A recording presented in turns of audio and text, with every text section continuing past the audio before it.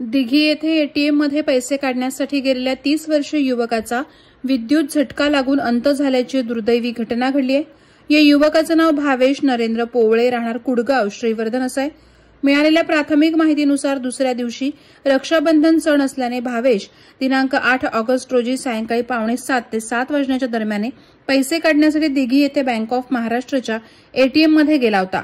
भावेशने एटीएमचा दरवाजा उघडण्याकरता स्टीलचं हँडल पकडलं आणि त्याला जोरदार विद्युत शॉक बसला। तो जागीच कोसळला। स्थानिकांनी तात्काळ त्याला रुग्णालयात हलवलं, मात्र उपचारापूर्वीच वैद्यकीय अधिकाऱ्यांनी त्याला मृत घोषित केलं। या घटनेनंतर गावात तसंच तालुक्यात शोककळा पसरली आहे। हा अपघात केवळ निष्काळजीपणामुळे घडल्याचा आरोप नागरिकांनी केला असून एटीएम व्यवस्थापकावर गुन्हा दाखल करण्याची मागणी होतीये। भावेश पोवळे कुटुंबातील कर्ता पुरुष होता।